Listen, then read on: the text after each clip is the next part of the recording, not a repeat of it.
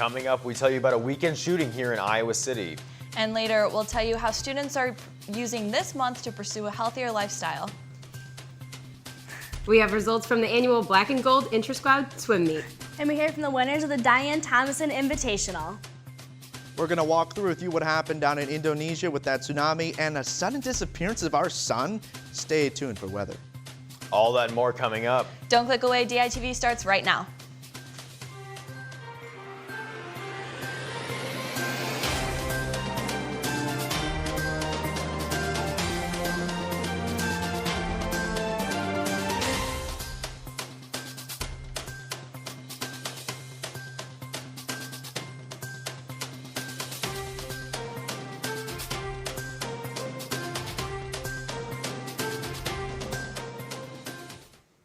Thank you for tuning in. I'm Lauren Varell. And I'm Anthony Caligiuri. Good morning. It's 8:30 here in Iowa City on October 1st. We start this morning yet with another hawk alert. The Iowa City Police Department received a report of shots fired Saturday morning around 2 a.m. around the intersection of East Court Street and South Gilbert Street. When officers arrived to the scene, they found a man suffering from a gunshot wound. A block away, police found another man with a gunshot wound. Both victims were transferred to the University of Iowa hospitals and clinics and were treated for non-life-threatening injuries. A hawk alert was sent out after the shooting, describing one of the suspects as a female wearing blue clothes. Police say that both victims are believed to be a part of the same shooting. Stay tuned to the Daily Iowan for more updates on this story. Last week, all eyes were on Washington as Supreme Court nominee Brett Kavanaugh testified in front of the Senate Judiciary Committee. This came after accusations of sexual assault from Christine Blasey Ford and two other women. Ford also testified on Thursday. We have DITV News reporter Mackenzie Cooper in the newsroom to go over the events and what we can expect in the upcoming weeks. Good morning, Mackenzie. Good morning, Lauren. So after both Brett Kavanaugh and Christine Blasey Ford's testimony on Thursday, how did the Senate Judiciary Committee react? A vote was planned for Friday, but the committee demanded an FBI investigation into Kavanaugh's past and these accusations before voting on Kavanaugh's advancement to the Senate floor. President Trump supports the FBI investigation, but is giving it a strict one-week deadline. The FBI has already contacted the second woman who accused Kavanaugh. Her name is Deborah Ramirez. She reportedly spoke with the FBI on Sunday. Other interviewees will include witnesses of the alleged attacks of both women. What is the local reaction to these testimonies and the FBI investigation into these allegations? A few protests have took place in the past few days in response to both testimonies, the nomination, and the FBI investigation. Now on Thursday, a protest was held in front of the old Capitol in support of Christine Blasey Ford. On Friday, another protest took place at the Law Building in opposition of the nomination of Brett Kavanaugh. We will keep you updated as the story develops through the week. Lauren and Anthony, back to you. Tonight, marquees along the famous Las Vegas Strip will go dark. This event is to mark the one-year anniversary of the deadliest mass shooting in U.S. history. Gunman Stephen Paddock fired from a room nearby the Mandalay Bay Hotel, killing 58 people at an open-air country music festival. Paddock was found dead nearly an hour later of initial gunfire. He died of a self-inflicted gunshot wound. More than 1,000 rounds of ammunition were fired that night. Two nursing initiatives at the University of Iowa hospitals and clinics have been deemed exemplary by Magnet. Magnet is a program through the American Nurses Credentialing Center that sets standards for nursing programs across the country. UIHC was recognized for their competency and diversity in alcohol abuse screenings. For more on this story, you can check out Kinsley Phillips' article in today's print edition of the Daily Iowan. Iowa City Police are teaming up with the university party patrols. Officials say that the goal is to ensure the quality of life for all students and Iowa City residents. The party patrol teams will go around to all apartments and house parties that seem to be disruptive to neighbors. Other responsibilities include responding to the litter in the streets and diffusing tension between strained relationships amongst neighbors and roommates. That would certainly be great if the weather was great while all the parties were happening. You're right, Lauren. It's been kind of rainy outside these past couple days, so let's hope it kind of gets better. Let's toss over to Jacob in the weather studio to see what he has to say. Jacob? Thanks, guys. I want to first talk about the tsunami in Indonesia first. 8 823 people is the current number of people who have died from the powerful earthquake and tsunami that happened on the island of Sulawesi in Indonesia. On Friday, a 7.5 magnitude earthquake rattled the island, and on Sunday, a 3-meter high wave crushed into the northern shore of the island.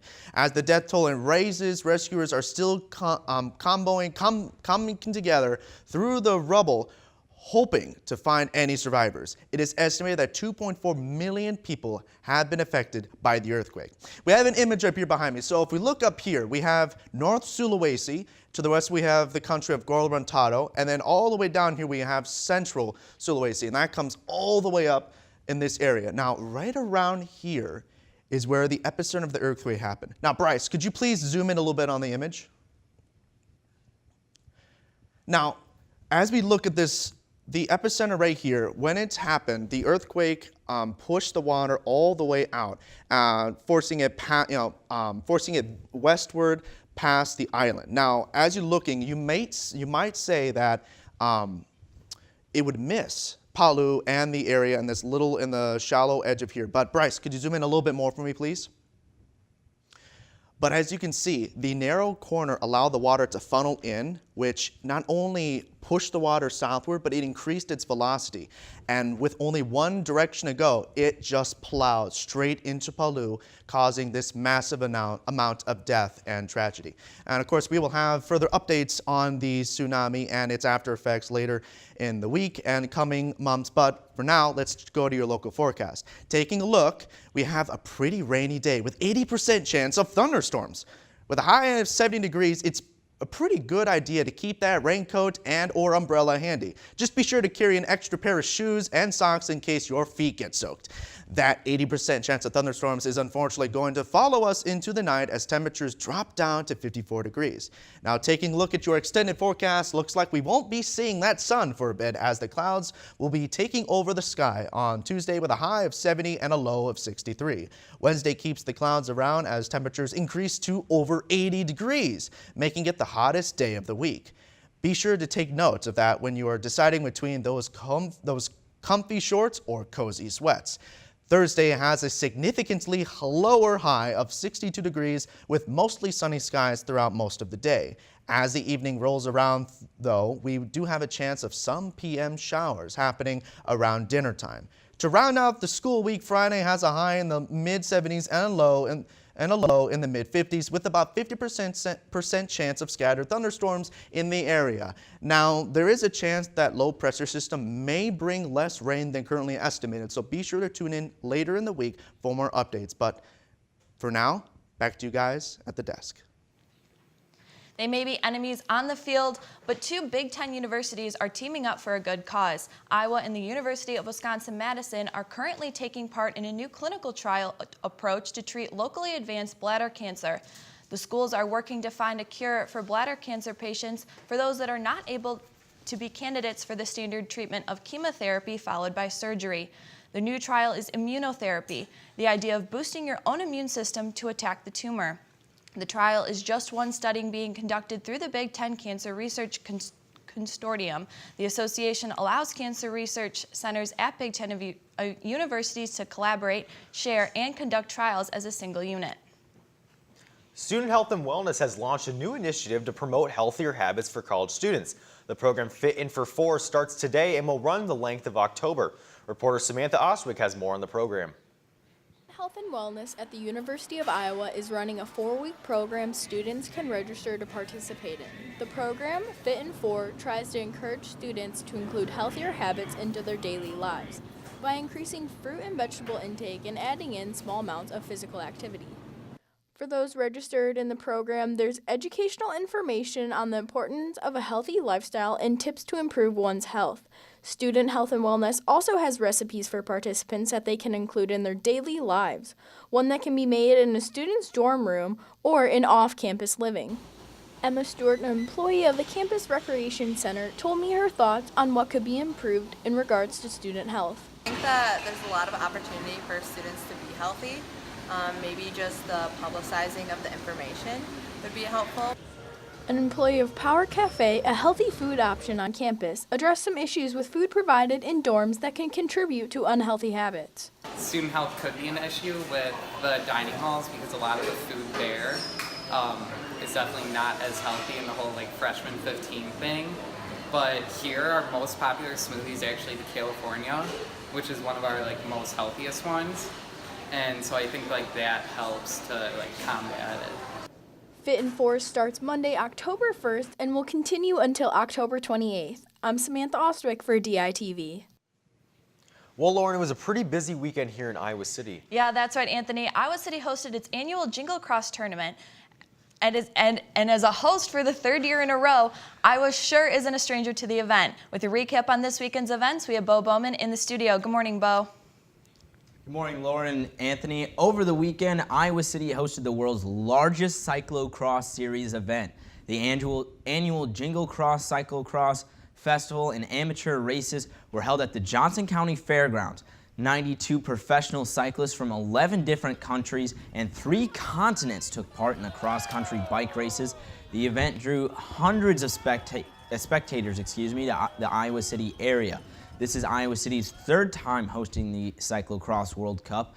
While the weather was rainy, the mud didn't deter the races or the party. The festivities included a vendor booths and free music festivals on Saturday night.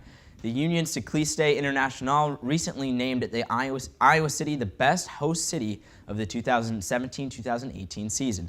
After this weekend, cyclists are set to ride through Switzerland, the Czech Republic, and Belgium, amongst other countries. Where there's no word yet on when the 2019 Jingle Cross will take place. Guys at the desk, back to you. That's a great amount of sports. Let's go ahead and toss it over to Alexis and Taylor with Hawkeye Sports. Thanks, guys. Well, for the first Monday in a while, we don't have football to talk about, but let's talk about some other Hawkeye fall sports. The Iowa women's golf team competed at Finkbein Golf Course this weekend in the Diane Thomason Invitational. Iowa took home the first team title since September 2015. Iowa also took home the individual title with a standout performance from senior Sean Renegarb, who had a career best performance on Sunday when she finished 3 under par. Senior Kristen Gensley, freshman Manuela Lizazara, and Dana Lindner also finished in the top 10. Here's what the team had to say on their first place finish. I'm feeling really good. I think as a team we accomplished something that we were hoping to accomplish. We won. That it's super important for all of us. I think we all play really good today. We all give our best. It was tough conditions, really cold yesterday. So I think it was a really good job. Probably might even make me a little emotional. Probably one of the hardest working kids in the country, to be honest, and kind of does everything right, and just hasn't really gotten the results that she's been wanting over the last couple years. And then finally today to come through in a big way and win a golf tournament, just it really shows that hard work does pay off, and really, really happy for her. Iowa will be back in action next week when they travel to Sammamish, Washington to compete in the Eden Highlandville Invite on October 9th. And this weekend, the Iowa Swimming and Diving Program held their annual Black and Gold Intra-Squad meet. The black team dominated the meet, winning by a score of 129 to 84. They won both the men's and women's relays and had strong performances individually from Hannah Burville, Kelsey Drake, and Michael Tenney, and Batus Arndt. The annual Black and Gold meet came a day after Iowa defeated Michigan State on the road. So tune back into DITV later in the week for more on Swimming's Weekend here at home and in East Lansing. And that's it from us in the sports studio. Come back tomorrow for more on the Hawkeye teams that hit the road this weekend. That's it for today's edition of Daily Iowan TV. Have a great day, Iowa City.